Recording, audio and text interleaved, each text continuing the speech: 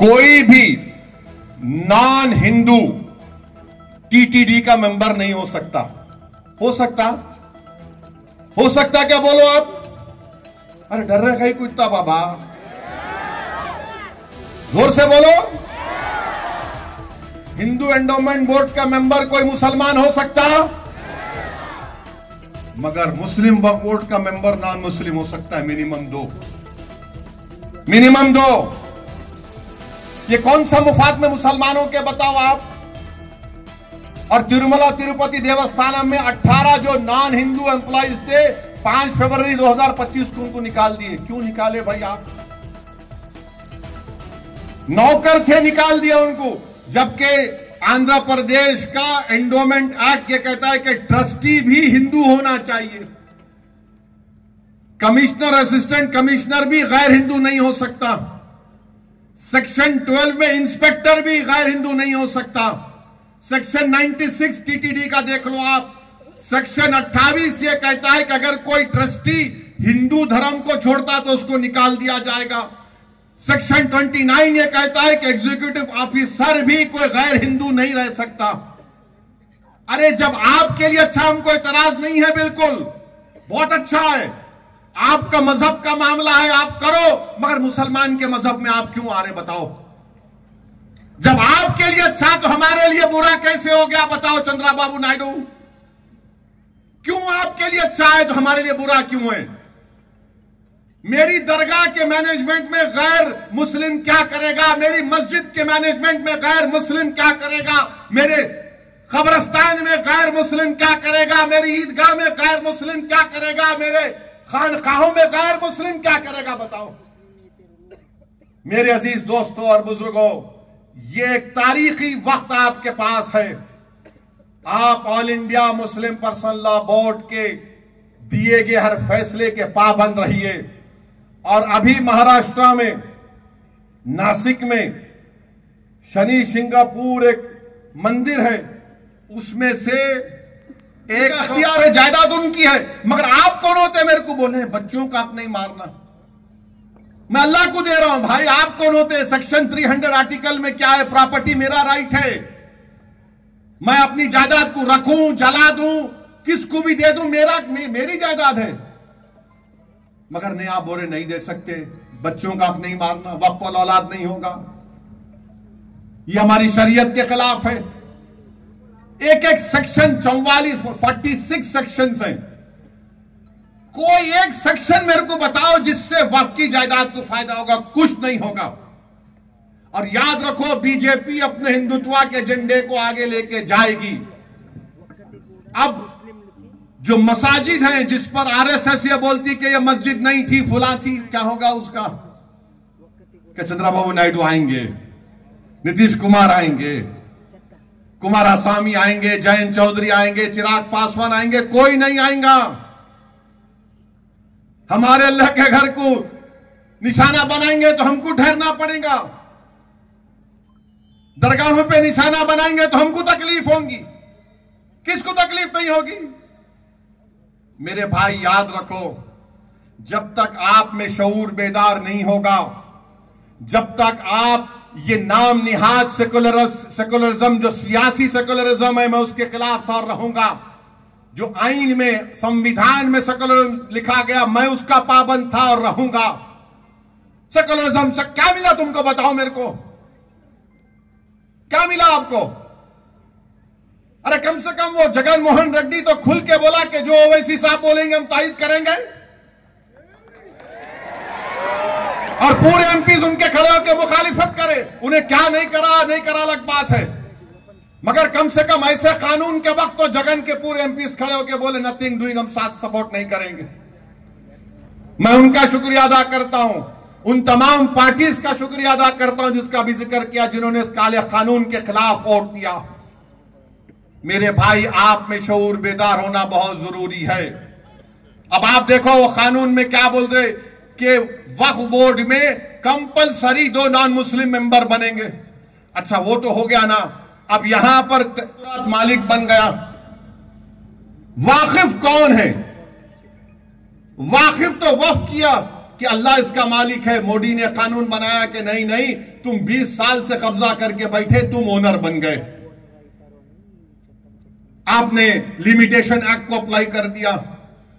फिर section 3C यह बोलता है कि अगर कोई अधोनी में, करनूल में बोलेगा कि नहीं ये वक्फ की प्रॉपर्टी नहीं, गवर्नमेंट की प्रॉपर्टी है, तो कलेक्टर बैठ के फैसला करके बोलेगा गवर्नमेंट की प्रॉपर्टी, किस्सा खत्म। रेवेन्यू रिकॉर्ड्स हमारे कई जगह पर मैच नहीं करते। कानून यह बोलता है कि वक्फ बाय यूजर, सही वक्फ बाय यूजर है, रिकॉर्ड है मगर वक्फ बाय यूजर है। रास्ता तमाम में देखा, करनूल से लेके, करनूल एंटर होने से लेके अधोनी तक हर जगह पे छोटी छोटी ईदगाहें है ना, रोड पे ईदगाह, उसका कागज है नहीं, सही से बोला है, कागज है नहीं है ना, 80% कागज नहीं होगा तो अब ये कानून क्या वारा नहीं, तुम्हारा नहीं है ये, वक्फ बाय यूजर को निकाल दिए।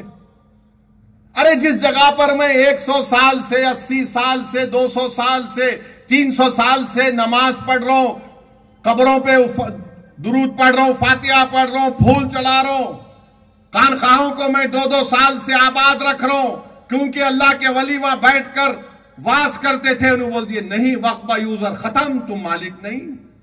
वक्फ का क्या फायदा हो रहा मुझे बताओ। हम चंद्रबाबू नायडू से पूछ रहे हैं, मैं चैलेंज कर रहा हूं नायडू तुमको, तुम बताओ यह कानून से मुसलमानों को क्या फायदा हो रहा, बताओ हमको। 1 पैसे का फायदा नहीं है मुसलमानों को, नुकसान हो रहा है भारत के मुसलमानों को। मस्जिदें छीन ली जाएंगी, दरगाहें छीन ली जाएंगी, कब्रस्तानों को खत्म कर दिया जाएगा, खानखाहों को कुफल लगा दिया जाएगा। यह कानून कर रहा है। और चंद्रबाबू नायडू, मैं ये समझ रहा था कि शायद आप 2002 में बीजेपी का साथ देने के बाद आप इस तरह की गलती नहीं करेंगे, मगर आपने यह साबित कर दिया कि जहां पर मुसलमानों का मसला आएगा, आप संघ परिवार के झंडे को पूरे भारत में नाफिज करेंगे। आप इस मुल्क को, इसके सेकुलरिज्म को, इसके प्लुरलिज्म को, इसके डाइवर्सिटी को कमजोर करना चाहते हैं। क्यों किया चंद्रबाबू नायडू ने ये? अरे आपको आंध्र प्रदेश का कैपिटल बनाना है, बनाओ, हम भी लड़ेंगे अमरावती के लिए। आंध्र प्रदेश की तरक्की के लड़ना, हम भी लड़ेंगे आंध्र प्रदेश के लिए, ये हमारा पुराना रियासत रहा है।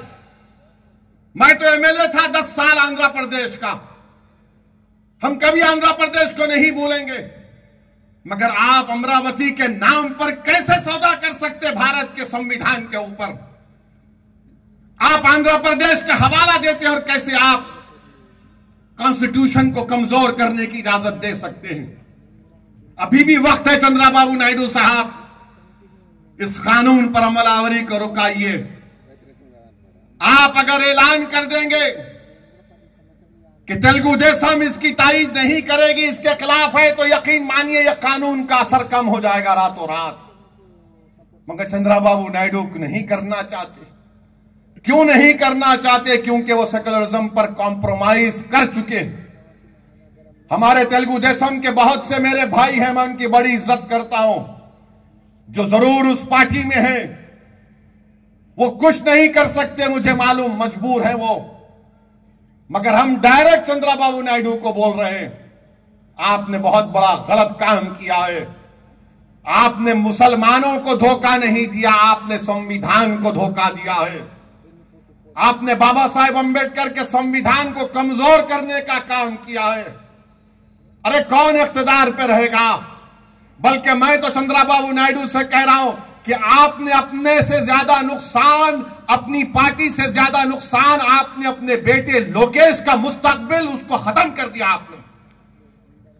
क्योंकि आपके बाद तो आपका बेटा ही आएगा ना, जूनियर एनटीआर तो नहीं आएगा। अब इतना पॉपुलर है उन्हें, मेरे को नहीं मालूम। आता क्या उन्हें?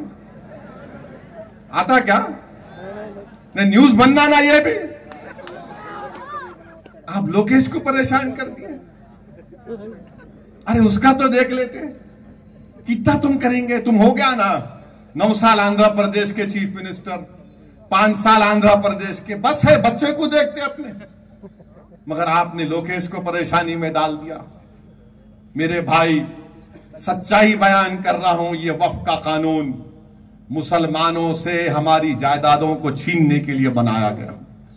एक बना दिया गया कि अगर कोई मुसलमान अपनी जायदाद को वक्फ वाला औलाद करता है, नहीं कर सकते। क्यों नहीं कर सकते? क्योंकि आप बच्चों का हक नहीं मार सकते, बच्चों का हक नहीं मार सकते आप। अरे आप कौन होते भाई? मैं अल्लाह को दे रहा हूं, अल्लाह को बोल रहा हूं, अल्लाह को उसका मालिक बना रहा हूं। मेरा बेटा बेटी भाई बहन कहां से आ गए इसमें? मैं अल्लाह को मालिक बनाकर बोलता हूं इसके बेनिफिशियरीज में मेरा बेटा बेटी रहेंगे। ट्रस्ट कैसा है?